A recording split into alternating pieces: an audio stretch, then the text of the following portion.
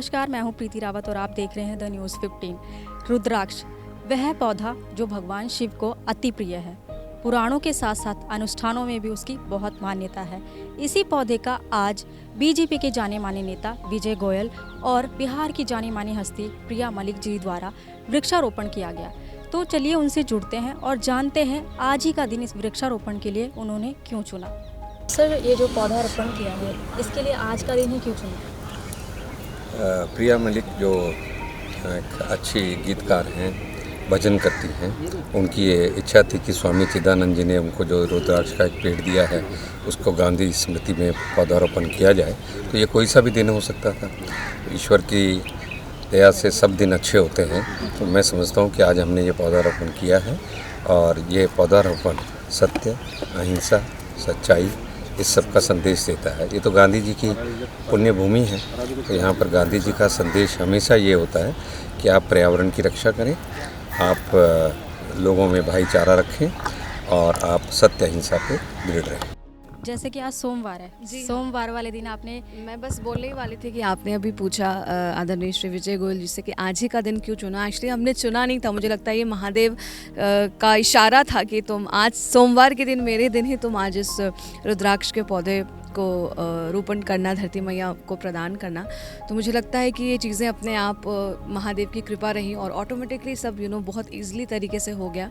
हम ऋषिकेश गए थे, वहाँ पर पतित पावनी माँ गंगे के समक्ष बैठकर मैंने घंटों भजन गाए। वहाँ पे इतने श्रद्धालु थे। जिस धरती से मैं आती हूँ, माँ मिथिला की धरती, राम जी जो है वो हमारे पाहुन हम उनको कहते हैं, वो मेरे जीजा जी हैं। तो वहाँ पर हमने घंटों उनकी चर्चा की, उनके बारे में संगीत किया और आशीर्वाद रूप परम पूज्य स्वामी चिदानंद सरस्वती जी ने मुझे बहुत ही प्यारा ये रुद्राक्ष का पेड़ दिया।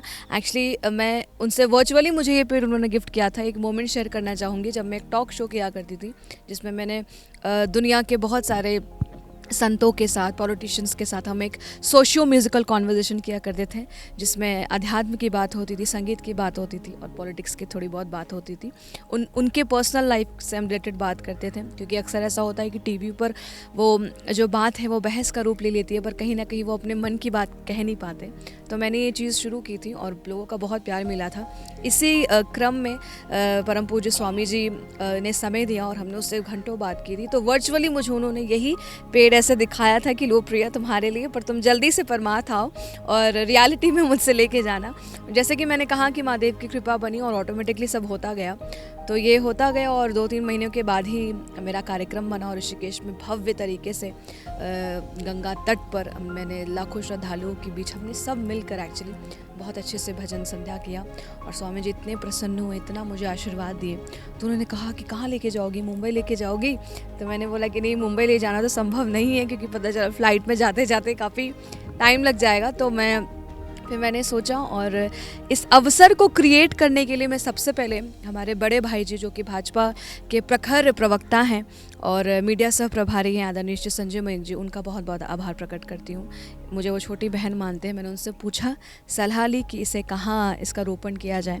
तो उन्होंने बताया कि गांधी स्मृति से प्यारी जगह हो नहीं सकती और विजय गोयल जी का भारतीय राजनीति के वन ऑफ द, मैं कहूँ, शिखर पुरुषों में से एक हैं और उनसे उनका सानिध्य पाकर और उनके साथ मिलकर अगर हम ये कार्य करेंगे, और बापू से हम सब परिचित हैं, हमारे कितने प्यारे हैं और विश्व के शांति के लिए उन्होंने जो कार्य किया है, चाहे वो पर्यावरण के लिए हो या शांति फैलाने का कार्य किया है, तो इससे अच्छा कुछ हो नहीं सकता। तो हमने, और आज का इंटेंशनली हमने दिन नहीं चुना था, ये बस हो गया और हम बस थोड़ी देर पहले मिले विजय गोयल जी से और समय निकाल कर प्रोग्राम बनाकर हमने कार्यक्रम को बहुत अच्छे से आप सबके प्यार से सफलतापूर्वक ये संपन्न हो गया।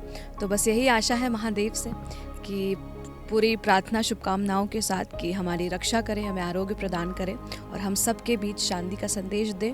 और मेरे जैसे जितने भी, स्पेशली यूथ के लिए मैं एक मैसेज देना चाहती हूँ कि हम ट्रेंड के चक्कर में कभी कभी ट्रेडिशंस को भूल जाते हैं। आप बेशक ट्रेंड फॉलो करें, मैं भी यंगस्टर हूँ, आज की लाइफस्टाइल मुझे पसंद है, बट कहीं ना कहीं हम सबको धरती में ही समाना है, धरती से ही निकलते फिर समाना है।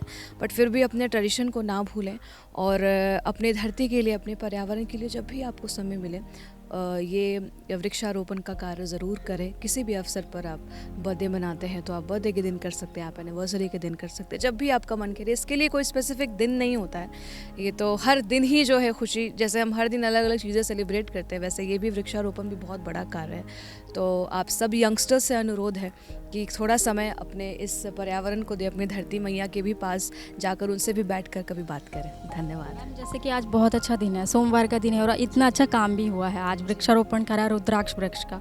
तो मैं चाहती हूँ, आपकी बातों में ज़्यादातर जिक्र भगवान शिव जी का था, तो जो भी द न्यूज़ 15 देख रहे हैं इस वक्त, मैं चाहती हूँ कि आप कुछ भी कोई भजन या कुछ ऐसा अच्छा सा गुनगुना दीजिए दर्शकों को। मैं महादेव की एक होली आपको सुनाती हूँ, बिकॉज दिन पहले होली गई है, पर वो तो शुरुआत ही, हम तो पूरे साल होली मनाएंगे, तो हम अक्सर अब मेरे कान्हा की होली देखते हैं, राम जी की होली देखते हैं, पर मैं आपको ले चलती हूँ कि महादेव कैसे होली मनाते हैं।